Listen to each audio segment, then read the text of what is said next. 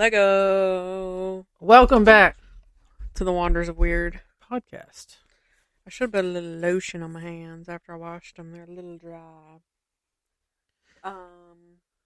We just want to get right on into it. Yeah. We're going to do some hoaxes in history, historical hoaxes, if you will. Okay? One of us took this in a different direction than the other.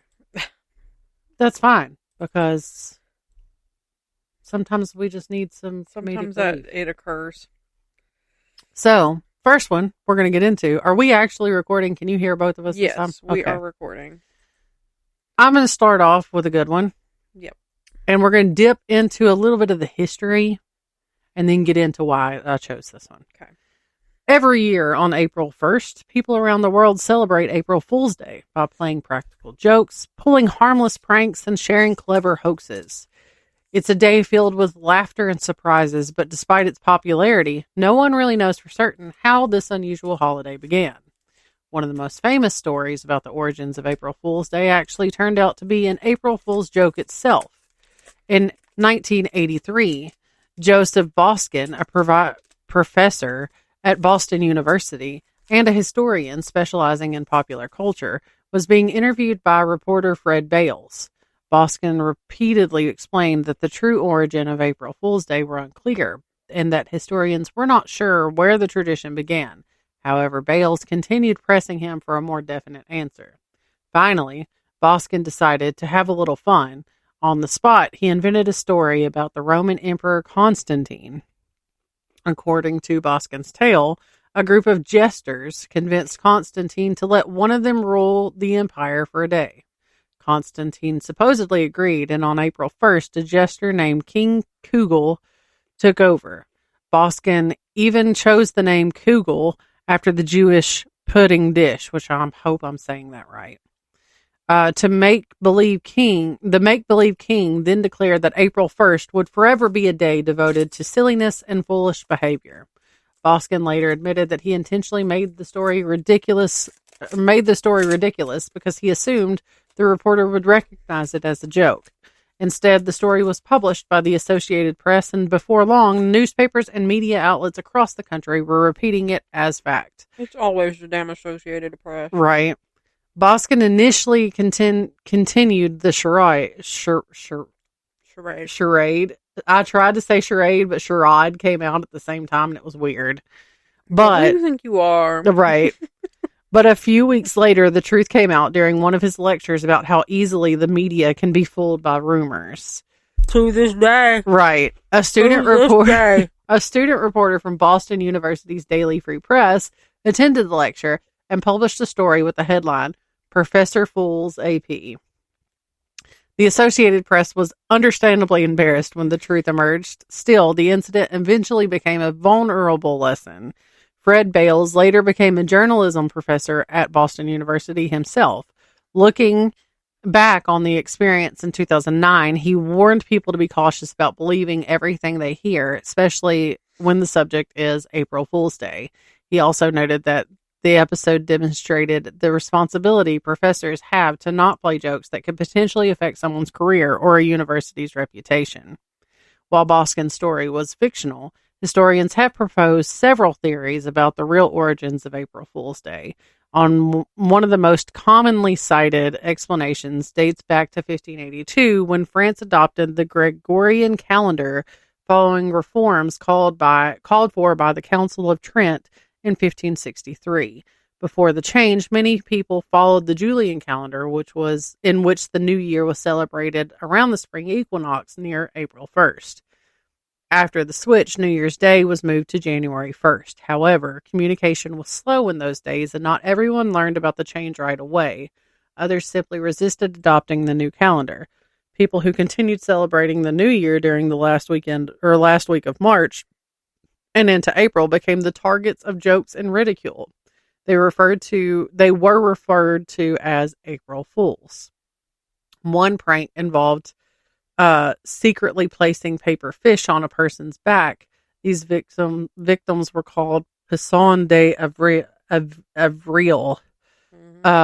or April fish, a term symbolizing both a young fish and that is easily caught and a gullible person. Another theory connects April Fool's Day to ancient Roman celebrations. Historians have pointed to a festival called Hilaria, a Latin word meaning joyful. This festival was celebrated at the end of March by followers of the goddess Cybele. During Hilaria, people dressed in disguises mocked fellow citizens and even poked fun at government officials and magistrates. Some scholars believe that the festival may have been inspired by Egyptian myths involving Isis, Osiris, and Seth. Others think the holiday may be linked to the arrival of spring itself. The vernal equinox marks the beginning of spring in the northern hemisphere, and the season is also often known for its unpredictable weather. According to this theory, people may have associated nature's sudden changes and surprises with the spirit of trickery and mischief that became April Fool's Day. By the 18th century, April Fool's Day traditions had spread throughout Britain. In Scotland, the celebration developed into a 2-day event. The first day, known as hunting the gawk. A gawk is another word for a cuckoo bird, which was considered the symbol of foolishness. During this tradition, unsuspecting people were sent on fake errands designed to waste their time. The second day was called Taily Day and focused on practical jokes involving a person's backside. Popular pranks included attaching fake tails or pinning "kick me" signs to a person's clothing without them noticing. As time went on, April Fool's Day evolved from simple practical jokes into elaborate public hoaxes. Newspapers, radio stations, television networks, and websites began participating in the fun, often publishing outrageous stories that many people believed.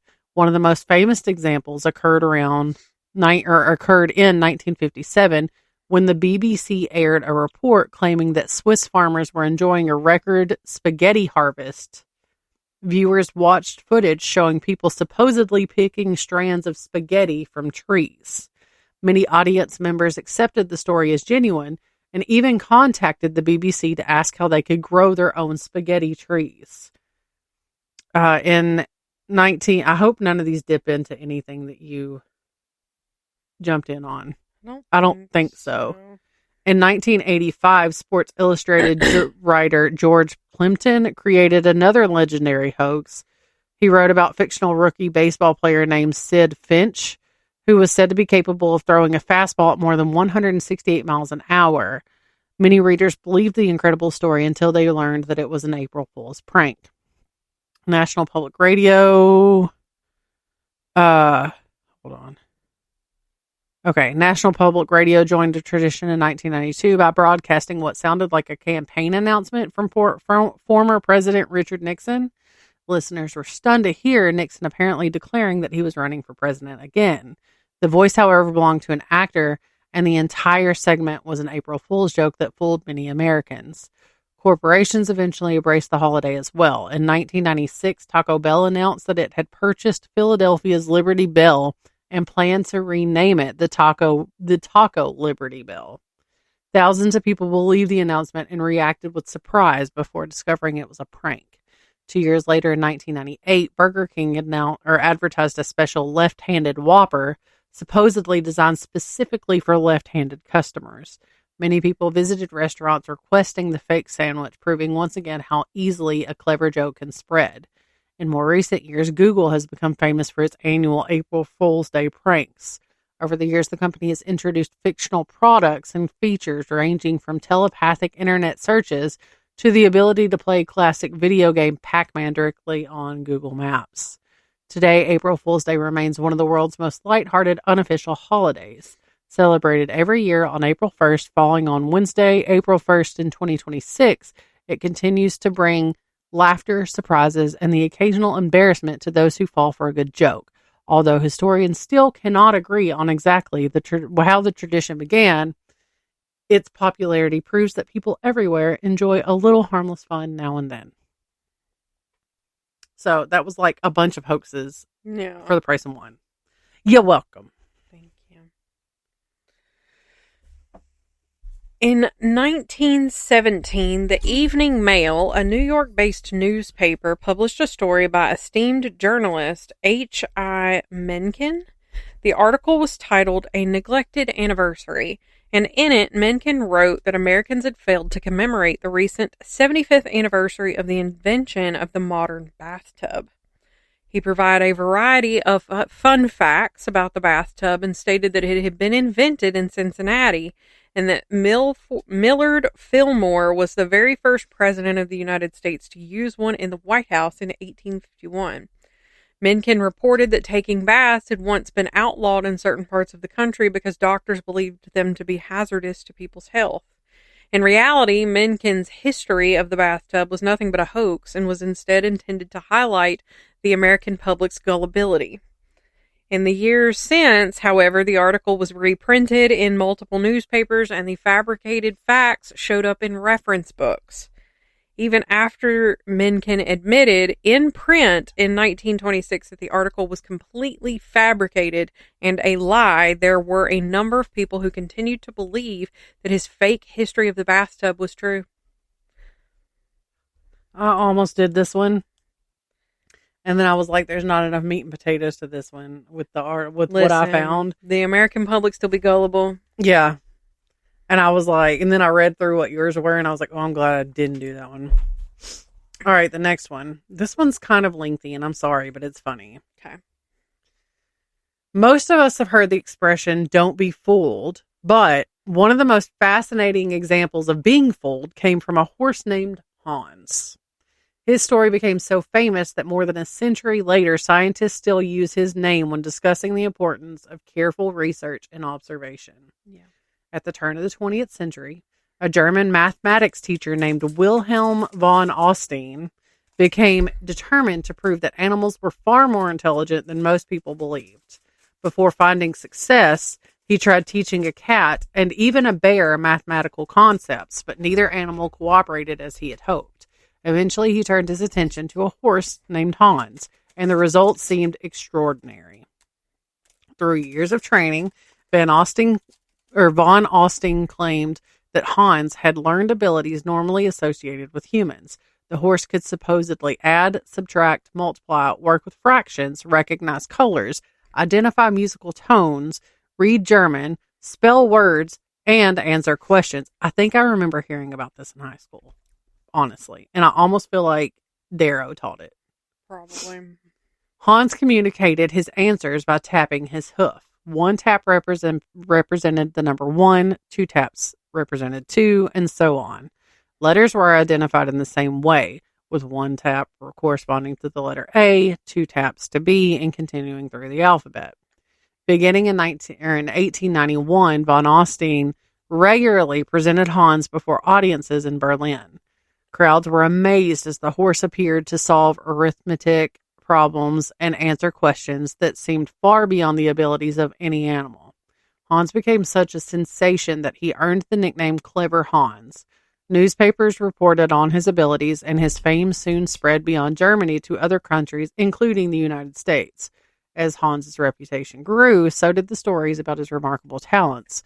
One demonstration involved a man named Count Donna. After being introduced to the Count and hearing his name only once, Hans was tested 30 minutes later.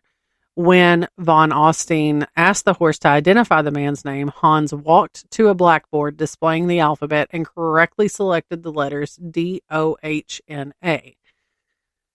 In another popular demonstration, the audience members would provide photographs of themselves and then stand in line. Hans would be shown one of the photographs and would correctly identify the matching person standing before him.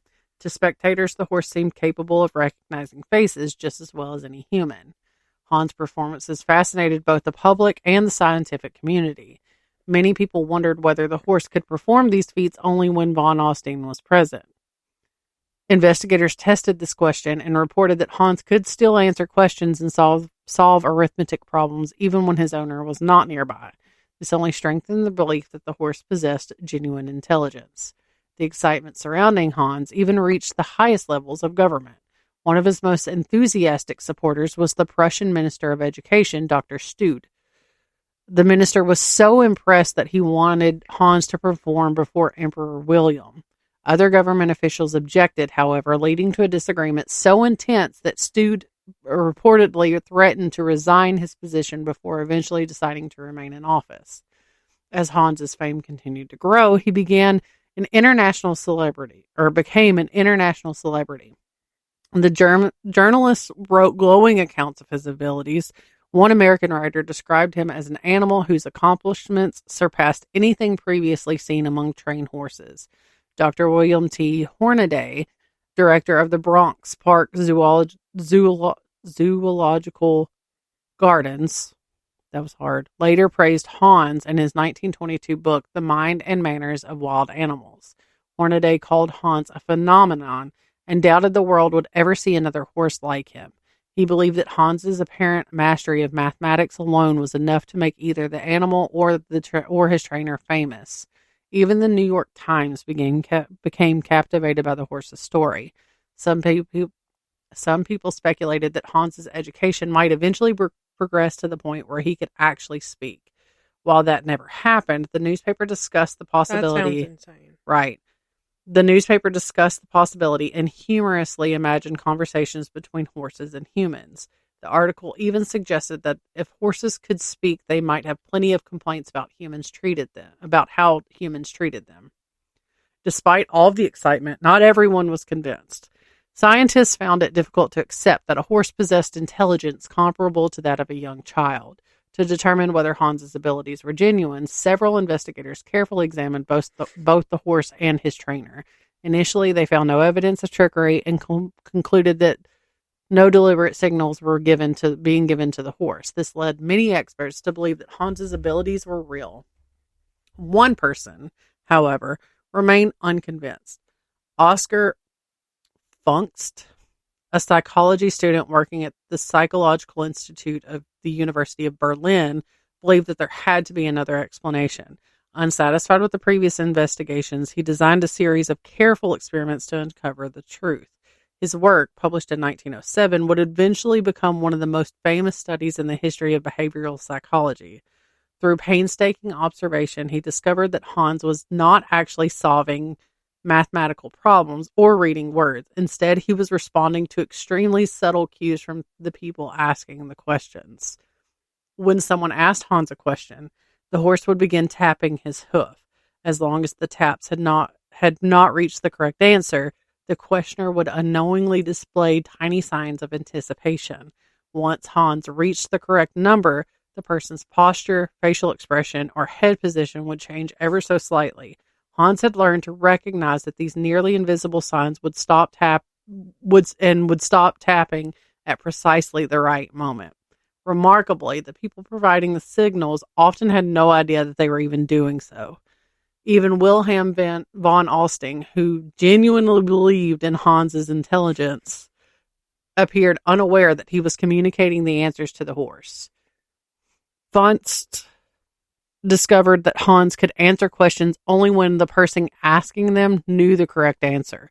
If the questioner did not know the answer, Hans could not correctly answer either. I would still say this shows signs of intelligence. Right. Because it's still like pattern recognition. Yeah. Funkst conducted additional tests to verify his theory. He gradually increased the distance between himself and Hans while asking the questions. As the distance grew, the horse's accuracy declined because it became more difficult to see the subtle cues. When Hans was unable to observe the questioner clearly, such as when visual information was blocked, his remarkable abilities disappeared entirely. Oh, wow. The discovery shocked the public. Many people felt disappointed and believed that they had been deceived. Yet the truth was somewhat more complicated.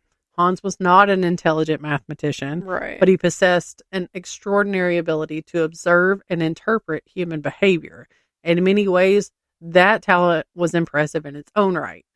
Funkst's conclusions were supported by Dr. Albert Moll, a respected neurologist, founder of the Berlin Society of Psychology and Characterology, and author of the 1889 book Hypnotism. Moll believed that both humans and animals could learn to respond to subtle signals that other people failed to notice. So what we're saying is they don't have the tism. Yeah. According to Moll, signs that appeared imperceptible to most observers could nevertheless be detected by a subject trained to recognize them.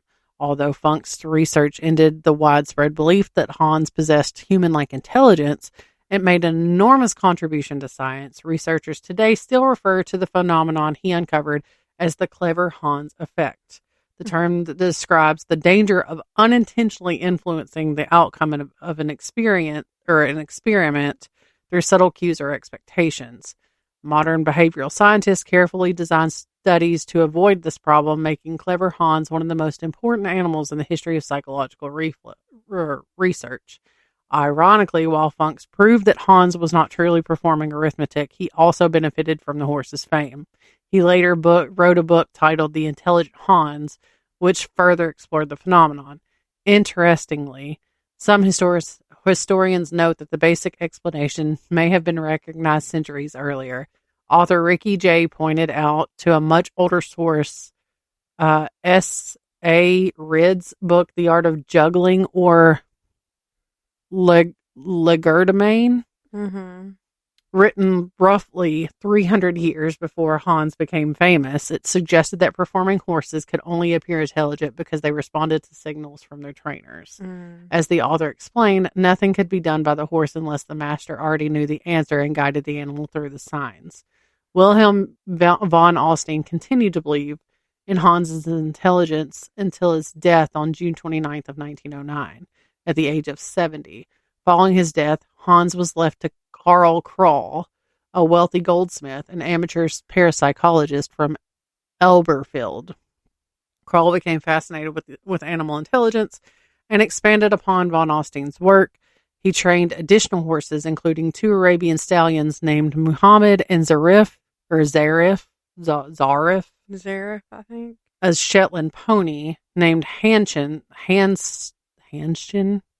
and an older black stallion named Berto. He even conducted experiments involving a young elephant named Kama. For a time, Kroll's animal expeditions attracted considerable attention. However, the outbreak of World War I brought an end to the performances. The horses that had once entertained the audience and sparked scientific debates were removed from the stage and put to work supporting wartime effort. Yeah. Today, the story of clever Hans remains both fascinating and educational. What began as the tale of a horse who seemed capable of human thought ultimately taught scientists that it's an invaluable lesson about observation, expectation, and the importance of rigorous research. While Hans was not a mathematical genius, many believed him to be, his legacy continues to influence psychology and animal behavior studies more than a century later. That is crazy. I thought that was a really cool story. That is cool. I like that. Because, like, while, yes, the horse can't do math, the horse can pick up on very subtle signals that people don't even realize they're giving. Right. So, I think that does say a lot about the intelligence of horses. I've always and other said animals horses like are that. some of the most intelligent creatures. I think in an aspect, yes. But also, too, it just looks like there's no thoughts behind those eyes. See, I can see that in some cases, but like when you see them really react with like their owners that they've really bonded with, Yeah. there's so much soul and feeling. I mean, in those it's eyes. probably that same that's like picking up on the signals that they're unintentionally giving, Maybe. that they don't realize are tokens of affection. Well, okay, that the so horse sees as tokens of affection. I saw this video the other day, and it was like, it's one of those where it like kind of shows you that reincarnation could very well be a thing. But like this man and this woman had a horse at one point in time. His name was Big John. Mm-hmm. Big John died. Mm-hmm. Later on, a baby horse was born, Mm-hmm. and it looked just like Big John. Mm-hmm. They're going to check this baby horse out. That's, pretty fresh. Mm-hmm. This is the first time that this baby horse has seen this man. Yeah. But they're videoing it, and you see it's almost like the horse recognized him. Mm-hmm.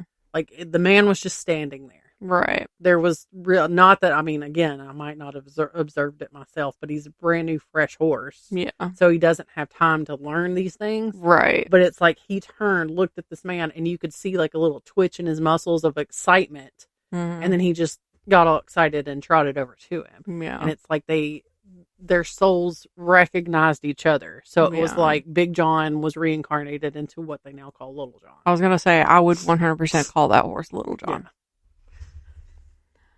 Between the years of 1915 and 1921, the Metropolitan Museum of Art in New York City acquired 3 larger-than-life Etruscan terracotta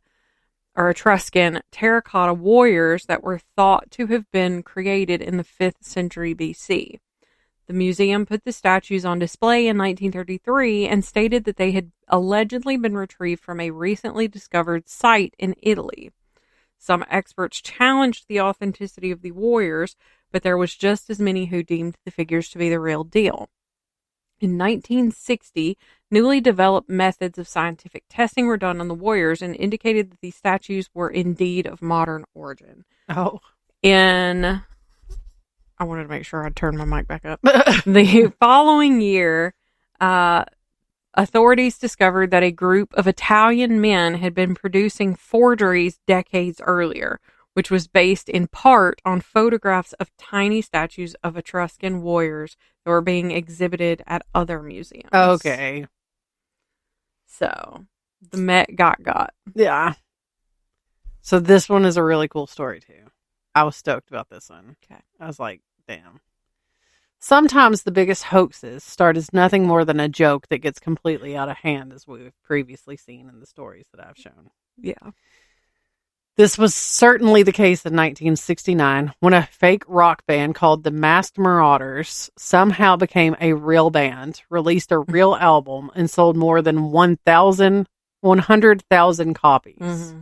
All because people believed a review of an album that didn't even exist. To understand why the prank worked so well, it's important to remember the music scene of the late 1960s. Rock fans were fascinated by the idea of supergroup bands, supergroups, which are bands made up of already famous musicians joining forces. Groups such as Blind Faith and Crosby, Stills, Nash, and Young generated enormous excitement, and music critics often praised these projects with almost unbelievable enthusiasm. One person who had grown tired of the supergroup craze was Greil Marcus, a young editor and music critic at the Rolling Stone magazine.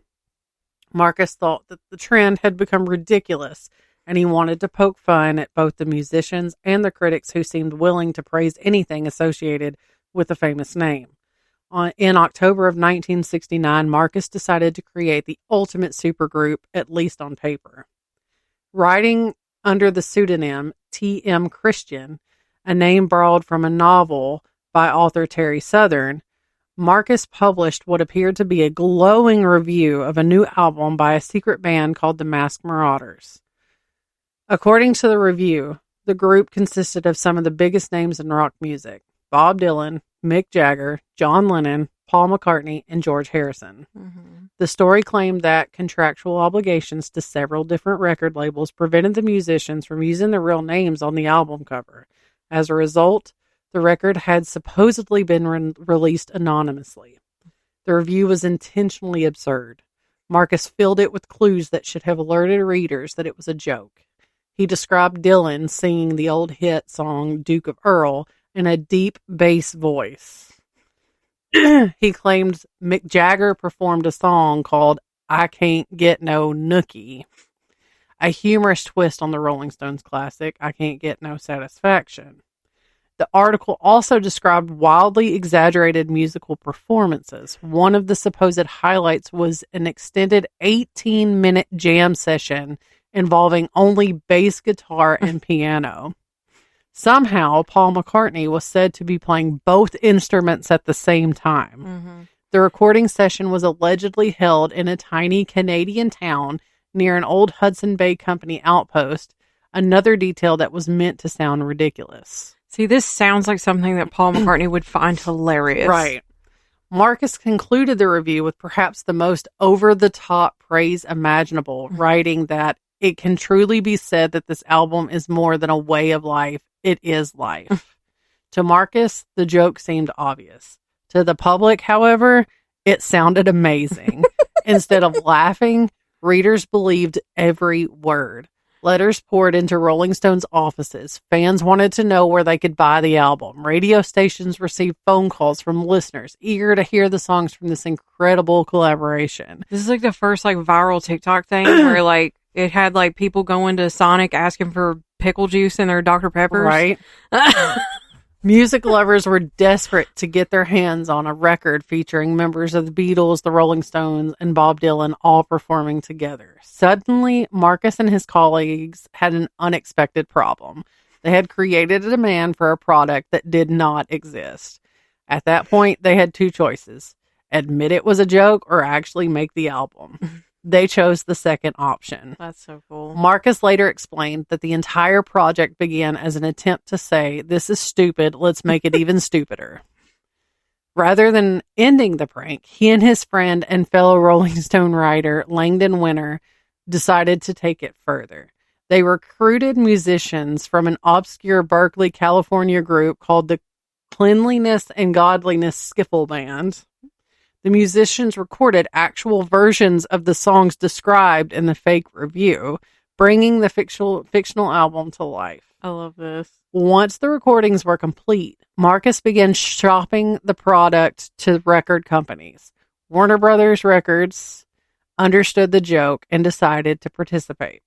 The company offered a $15,000 advance and agreed to distribute the album. I love this. In November of 1969, only weeks after the fake review had appeared, the Masked Marauders album was officially released on a label called Deity.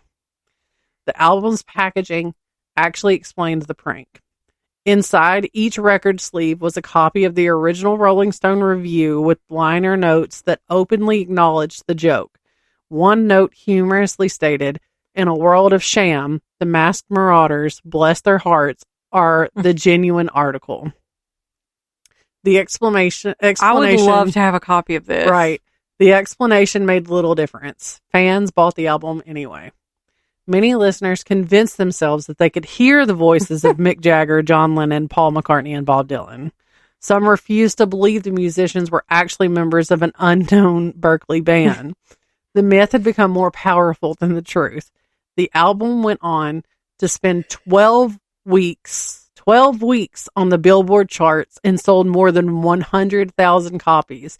An impressive achievement for a project that started as satire. Over 100,000 copies. There's got to be one out there for me somewhere. Right. I need this. I need this. I need this. I've never needed anything more in my life. The publicity only increased when the chairman of the Federal Communications Commission criticized the album's first single as obscene. Whether intended or not, the controversy likely helped sales even more. Oh, yeah. As the story continued to grow, Rolling Stone eventually published a straightforward explanation of the hoax. By then, however, the experiment had already revealed something fascinating about both music fans and popular culture. Marcus had originally wanted to satirize the supergroup phenomenon and the exaggerated praise often given to famous artists. Instead, he accidentally demonstrated how willing people can be to believe a compelling story. Mm-hmm. The order of events was especially revealing. Normally, a record is released first, an album and reviews follow afterward. In the case of the Masked Marauders, the review came first and the album came later. That is so funny. That's the funniest thing I've ever heard. Yeah, many so people never even questioned that reversal. The glowing review alone was enough to create excitement and demand. In a sense, the public wasn't really buying the music; they were buying the idea behind it. And the story, the hype. Like, because who gives a shit if it's bad or anything? It's such a good story. I can't imagine being like, that's a fake band, right? What began as a joke about celebrity culture became an unexpected lesson about human nature. Give people a good enough story and they will often fill in the details themselves. The legend of the Masked Marauders showed just how powerful myths can be, especially when they involve famous names and the promise of something extraordinary.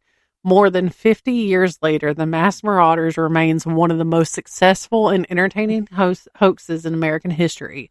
What started a satirical magazine review evolved into a charting album, a cultural phenomenon, and a reminder that sometimes people believe not because something is true, but because they want it to be true. Yeah. And that may be the cleverest part of the entire prank. Yeah.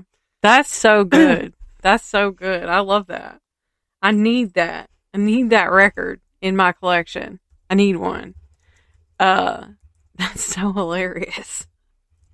To be poo-pooing on the culture of supergroups, which only got more, I would say, more fuel to the fire of supergroups.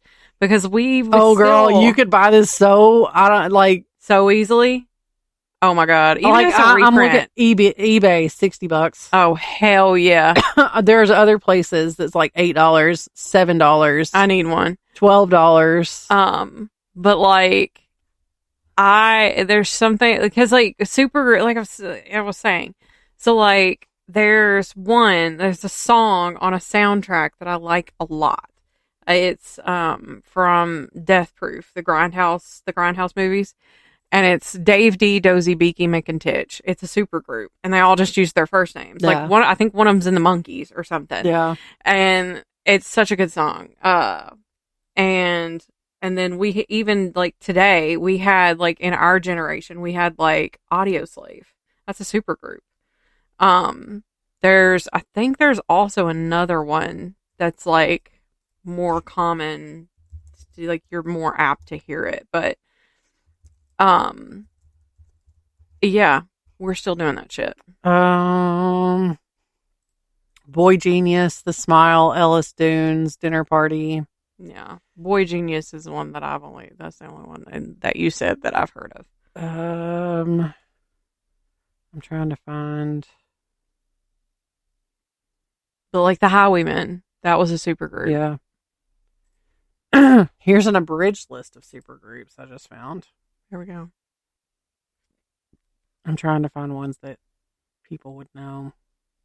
Atoms for Peace, which was Tom York from Radiohead, Flea from Red Hot Chili Peppers, Nigel Goodrich from Radiohead, Joey Waronker from REM, Beck, Smashing Pumpkins, and then Maro Rafosco from David Byrne, Audio Slave, you already said.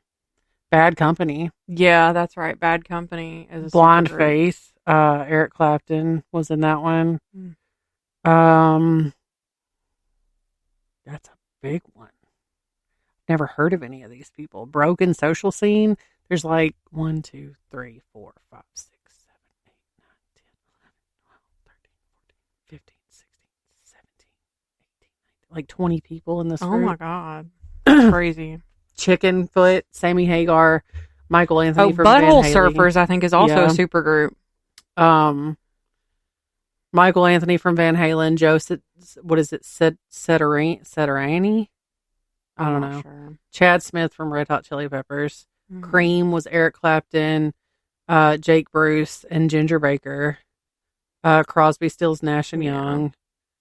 Derek and the Dominoes was Eric Clapton. Was in that one. Dwayne Allman was in that one. Foo Fighters. Yeah. I never thought of them as a super group. I didn't either. It makes sense. Yeah, it does. Gorillas. Yeah. I never thought about that one either. Grand Funk Railroad. I didn't realize that was a super group. Oh, yeah. Journey. I didn't realize that was a super group. I love Journey. Greg Rowley was from Santana. Neil Sean, is that his name? Was from Santana. George Tickner was Frumius Bandersnatch. Ross Valerie was from Steve Miller Band, and Prairie Prince was from the Tubes. The Little River Band. Mike and the Mechanics.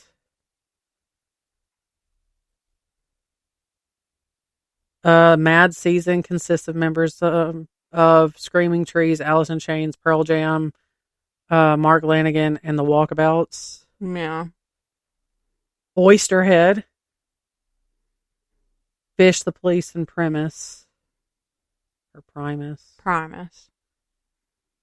I mean, that's self-explanatory. Robert Plant and Alison Krauss. That's two that I never thought you'd see together. Yeah, if I remember, it's pretty good. Temple of the Dog, Tedeschi Trucks Band, or not Tedeschi, Tedeschi Trucks Band. Mm-hmm. The Breeders, that had people from the Pixies, Throwing Muses, Perfect Disaster. The Highwaymen. Yeah, the Highwaymen. Because that's a super group. A big super group. Because that's got like Waylon Jennings. It's got Johnny Cash, Chris Christopherson, Willie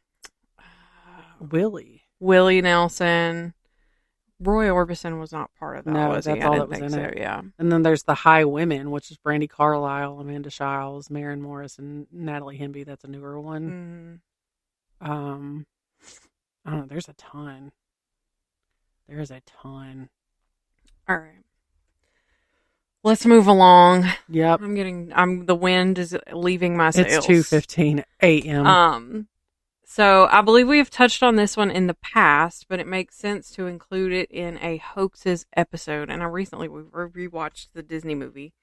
In 1918, Tsar Nicholas II, Tsarina Alexandra, and their 5 children aged 13 to 22 were executed by Bolshevik revolutionaries in the middle of the night and is far from the stuff of fairy tales, which is likely why people were ready and willing to believe the rumors that the youngest daughter, Anastasia Romanov, had escaped. This mystery and hope were only fueled by the fact that none of their bodies had ever been located. Women across the globe claimed to be Anastasia herself, and the most believable claimant was Anna Anderson. Anna had attempted to take her own life by jumping off the Berlin Bridge 2 years later, and she ended up in an asylum where she remained for 2 years. She was the right age, and she had scars on her body as well as a Russian accent. Some relatives and former Romanov friends and servants would confirm her identity, while others denounced it. The murders were common knowledge, and Soviet counterintelligence did not do anything to quell survival rumors. Anna's story inspired multiple books, tabloid fodder, a classic Ingrid Bergman film, an animated film, a stage musical, and an Amazon Prime TV series. I didn't know about that. I didn't either. Upon leaving the hospital, Anderson bounced around Europe and would stay with distant relatives and wealthy supporters, but overall she was uncooperative and could even be malicious when people would try to prove or disprove her identity. She knew things the late royal would have known, which is how the son of a doctor who was killed with the family became her most ardent defender. The two hired an attorney to attempt to get her the recognition of her title and access to the Tsar's estate. This legal case lasted 32 years, the longest in German history, and ended without any conclusions. During the investigation, her detractors posited that she was Franziska Schwankowska, a Polish factory worker who disappeared after being declared insane after a factory explosion just before the suicide attempt at the bridge. Anderson died in 1984, and 7 years later, 5 skeletons were located in a forest near the town where the family was executed, and DNA proved them to be the Romanovs. 2 bodies were still missing, and people argued that Anderson had been telling the truth all along. However, this did not last long. The Romanov DNA was tested again was tested against an intestinal sample from a prior Anderson surgery, and it was not a match. In 2007, the final 2 bodies were discovered at a different gravesite. I think I do remember that. I believe we did talk about that before. But I'm excited about your next 2 stories. Me too. So, I remember my next one happening. I do too. So this one is a little bit of a funny one. This is the last one that I have. So, maybe I shouldn't have started, but here we are. It's okay. This is funny. This is funny. Now, keep in mind that it hurts my soul a little bit to tell this story, but it's funny. Let me start off with saying, roll tide. College football has seen its fair share of rivalries, traditions, and practical jokes over the years. But few stories are as memorable or as outrageous as the prank that gave birth to Auburn University's famous Rec Tech Pajama Parade. The story dates back to November 7th of 1896, when Auburn hosted Georgia Tech for what was not only the Tigers' first game against the Yellow Jackets in Auburn, but also Auburn's very first home football game. The contest ended in a crushing 45-0 Auburn victory. That's not good. There's a reason. But many people have long wondered whether Auburn's success that day had as much to do with mischief as it did with football. Back in the late 19th century, traveling to away games was a much different experience than it is today. College football teams relied on trains to reach their destinations, and Auburn students quickly realized that the railroad offered opportunity for sabotage that modern teams could never imagine. Yeah. As the story goes, word spread that the coachless Georgia Tech team would be arriving in Auburn by train during the early morning hours on a game day. A group of Auburn cadets and students decided to make sure their visitors received a memorable welcome. Several days before the game, Auburn football upperclassmen reportedly instructed the freshmen to begin collecting pig grease. According to longtime Auburn Sports Information Director David Housel, students gathered grease from local farms and slaughterhouses, storing it for a special purpose. In the darkness before dawn on game day, many of the freshmen, still dressed in their pajamas, carried the grease to the railroad tracks. They coated several hundred feet and, according to some accounts, more than 400 yards of track on both sides of the Auburn train depot with a slippery mixture of pig grease, lard, and soap. That's insane. The timing was perfect. The prank took place under a dark Alabama sky only a couple days after a new moon, making it difficult for anyone to spot what had been done to the rails. The students waited. That's batshit. As the Georgia Tech train approached Auburn from the east, Auburn students lined both sides of the tracks. They waved, cheered, and watched as the unsuspecting train attempted to stop at the station. Unfortunately for Georgia Tech, the locomotive had almost no traction. Instead of slowing to a halt, the train slid helplessly through Auburn and continued down the tracks. Accounts vary somewhat, but most agree the train overshot the station by nearly a mile, while others claim it slid almost 5 miles, ending up halfway to the nearby community of Lochapoka. The situation only became worse from there because the tracks were so heavily greased, the train could not gain enough traction to back up. The frustrated Georgia Tech players had no choice but to get off the train and make the long journey back to Auburn on foot. Carrying their own equipment, the weary athletes trudged alongside the railroad tracks, stumbling over railroad ties, huffing, puffing, sweating, and undoubtedly muttering a few choice words along the way. Students who had gathered at the station earlier were still there when the exhausted Yellow Jackets finally appeared, lugging their own gear back toward town. Considering what they had already endured before kickoff, it's remarkable that Georgia Tech played the game at all.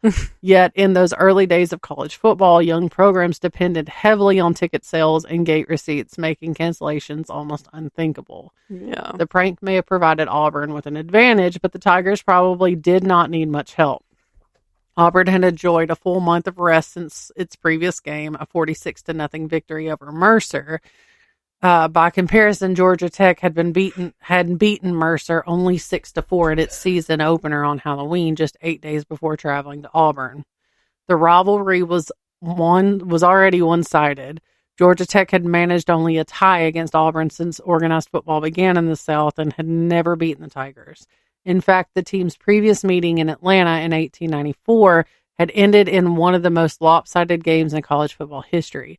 Auburn 96, Georgia 0. Oh my God. The Yellow Jackets would not earn their first victory over Auburn for another decade.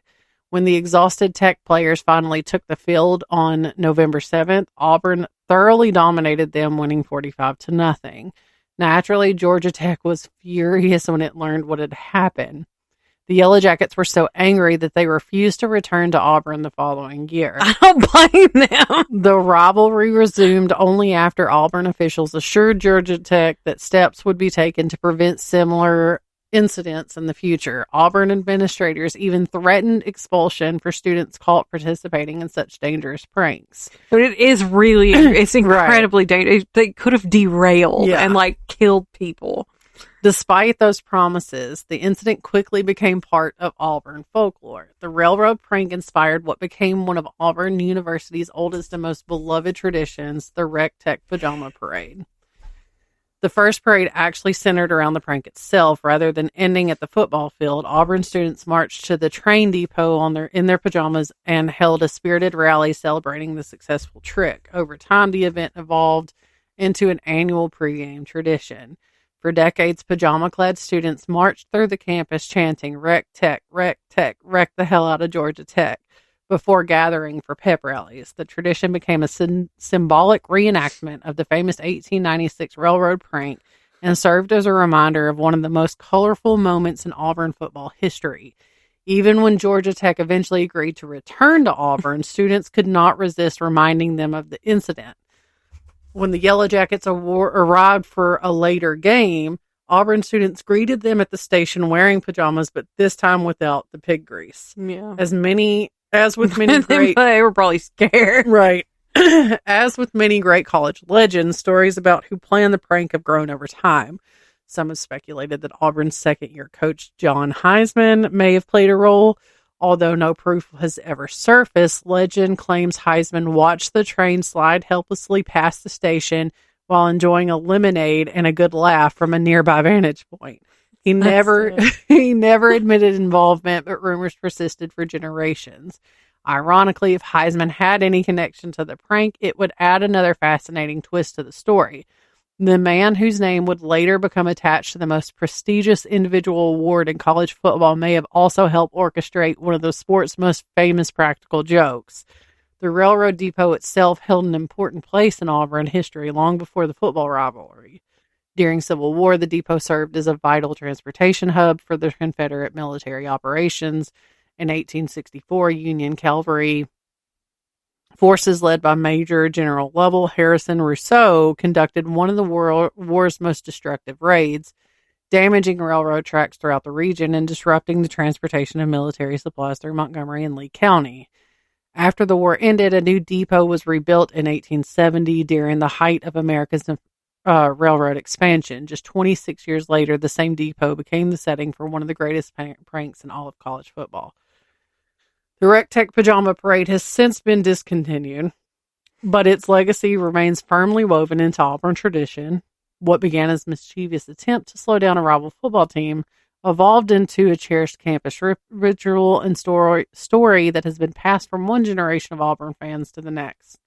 More than a century later, people still remember the day that Auburn students literally railroaded Georgia Tech. The image of a train sliding helplessly past the station, exhausted players trudging back to town carrying their own equipment, and pajama-clad students cheering from the sidelines remains one of the most unforgettable tales in the history of college football. And whether the prank actually decided the outcome of that 45-0 game or not, it certainly guaranteed that nobody would ever forget Auburn's first home football victory. That is so funny. Because nobody got hurt, it's funny. Right. I saw this story and I was like, is this truly a hoax? Right. But I mean, I would say prank and hoax fall into the same category. But what's even funnier is that they reenacted it year after year, without actually greasing, like the Boston Tea Party. Right. Right. That's the part that's the funniest to me is everybody still get dressed up and go through the motions. I'm just pissed because Alabama didn't do some shit like that. Like, I'm sure I can find something in their history, but I read that and I was like, I'm pissed because this is Auburn, but also that's funny as hell. That is so funny. Even because I read it to TJ, I was like, even TJ thought that was funny. He's like, that's messed up, but that's so funny. messed up, but yeah. All right, I'm gonna round out the last of this episode with two pretty good ones. I'm excited about the last one the most, though. On October 15th, 2009, the entire country was focused on the non-stop news coverage of a homemade silver helium-filled balloon that resembled a UFO that was floating in the Colorado skies. Upon release from Fort Collins, Richard and Mayumi Heen called 911 to report that their 6-year-old son Falcon had been trapped on board. The National Guard helicopters and local police followed the blimp, which reached 7,000 feet for about 90 minutes and 50 miles. It finally landed 15 miles from the Denver airport. Falcon was not inside the balloon, but some claim to have seen something fall from the balloon, and a search and rescue of the land ensued, which also turned up nothing. After several hours, Falcon emerged from his hiding place in the attic of the family's home. The boy was interviewed by Wolf Blitzer, and it was then that he slipped up and said that his father told him they were doing it to get a reality TV show. The first responders didn't appreciate their time and resources being wasted, and the Heens were arrested for the hoax. CNN reported that the Larimer County Sheriff's Department, County Sheriff's Department, figured up the cost of the search and rescue operation to be at least $47,000. In addition to this, the FAA imposed a fine of $11,000 inasmuch as airport traffic had been delayed because the balloon had flown around and landed close by it. The judge for the case decided that it was clearly a planned event done for the purpose of making money, and that it was exploitation of the children, exploitation of the media, exploitation of the emotions of the people. Both of the parents were sentenced to jail, 4 years of probation, and more than 100 hours of community service, and both agreed to pay restitution of $36,016. USA Today found the family living in Florida on the 5-year anniversary of the incident, and the sons had started a heavy metal band. One of their albums has a song called Balloon Boy No Hoax, which we can't play for you here because we want this episode to stay up. Oh, I have three more. Holy crap. This one's also very short. This story is a classic example of how even the royals can fall prey to paranormal pranks. In 1762, Prince Edward, Duke of York and Albany, visited a home on Cock Lane in London that was rumored to be haunted by a woman named Scratching Fanny. Scratching Fanny was said to have died of smallpox in the rented house after her lover, a loan shark named William Kent, lent their landlord money with a high interest rate. Kent would go on to take the landlord, Richard Parsons, to court over the loan and won. It was around this same time that strange noises that sounded like a cat scratching a chair began being reported around the property. Parsons and his daughter Elizabeth, from whom the noises actually emanated, claimed that it was the ghost of Fanny. In order to prove it, they would hold seances on a regular basis, which were written about in the newspaper, and this drew religious leaders, the prince, the mayor, and so many onlookers the street became impassable. At this time, it was widely believed that a person would return from the great beyond in order to warn the living or seek out revenge, and it was rather quickly accepted that it was Fanny communicating via a series of knocks that Parsons and a preacher had developed. During one of these encounters, the ghost accused Kent of poisoning her and requested that he be hanged. In order to clear his name, Kent and 2 doctors who attended to Fanny on her deathbed attended a seance, and again, Fanny declared that Kent was her killer. During the gathering, though, Dr. Samuel Johnson witnessed Elizabeth creeping from the bed where she was during the encounters to pick up a piece of wood that she used to knock. Normally, she had the wood hidden in her clothing. Parsons was just trying to frame Kent after losing the court case, but he ended up behind bars for 2 years for the hoax, and his wife Elizabeth was sentenced to 1 year in prison. Nice. And lastly, this one. So I found this one and started to write it. And I was like, this is gold. Yeah. And then I was like, it's incredible. Ooh, wait. I should probably check Brittany's stuff to make sure that she also didn't write this, because this is totally something she'd get into. Yeah. And so then I look and I'm like, she hasn't sent her stuff yet. So then I text her and I'm like, hey, I'm going to need you to send your list of stuff that you're covering so I can make sure, because I found this really cool story and this is what it's about. And she goes, ooh, that sounds really good. And then she goes, oh, wait, I did in fact cover that. Yeah. I was like, and I go look at my notes, and I didn't put a complete list at the beginning of my notes. I did the last 2 stories and forgot. Right. Then I responded with, you know what? Actually, I quit. I'm done. All right. And then continued to write, 30-something pages worth of facts on states. Anyway. Okay. So this is quite possibly one of my favorite hoaxes in history. Orson Welles was one of the greatest artists of his time, and his work in film remains some of the most classic pieces of film from the golden age of Hollywood, and includes films such as Citizen Kane, The Third Man, The Lady from Shanghai, and even The Muppet Movie from 1979. Orson did not intend to create one of the world's greatest hoaxes in history, in all of history. But on October 30th, 1938, at 8 p.m., the Mercury Theater introduced an update of H.G. Wells' 19th century science fiction novel, The War of the Worlds. However, unfortunately, there were many people who had been listening to a popular ventriloquist on another station until 8:12 and missed the disclaimer at the beginning of the episode. The radio version of Wells's Martian invasion tale started out with a weather report and a concert live from the Hotel Park Plaza before news alerts about explosions on Mars, a meteor crashing into a New Jersey farm, and eventually the appearance of aliens with tentacles, heat rays, and poisonous gas broke into the report. Announcers made terrified reports of cylinders that had landed in Chicago and St. Louis, and said that 7,000 National Guardsmen had been wiped out and that people were fleeing. Nearly 1 million listeners thought the Earth was under attack, and mass hysteria broke out.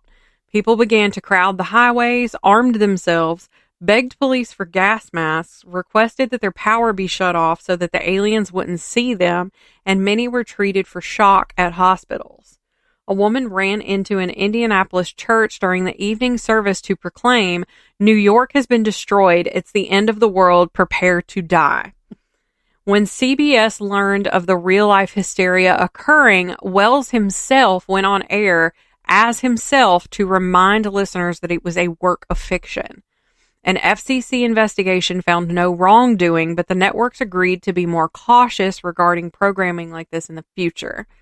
This attention got Wells a Hollywood contract, which enabled him to write, direct, and star in the 1941 cinematic masterpiece, Citizen Kane.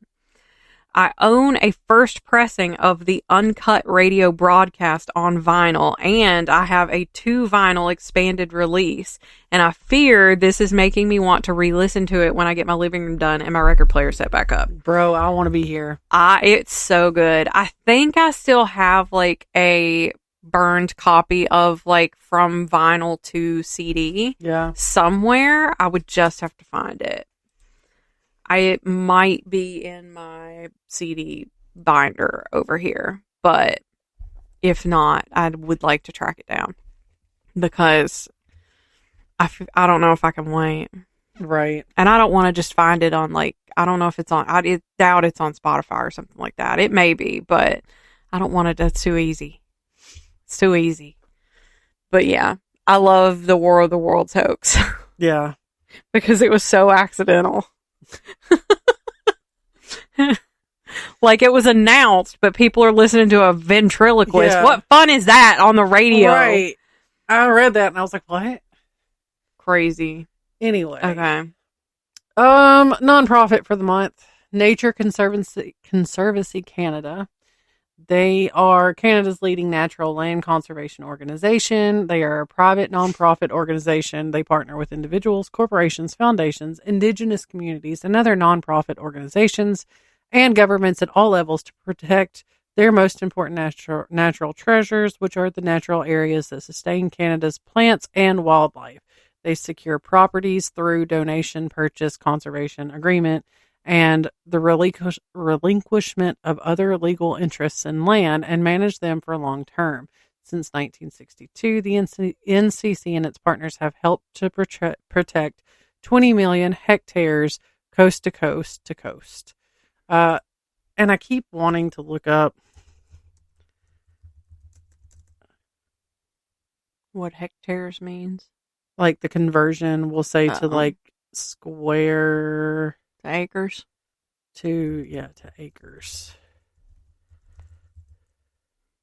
So like 1 hectare is roughly 2.5 acres. Oh, okay.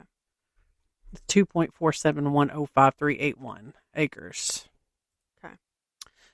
So if you feel obliged to donate, that link will be in our nether regions. Yeah. That you can find on our socials such as Facebook, Instagram, TikTok, YouTube. You can also email us at wanderersofweird@gmail.com. Okay, bye. Bye.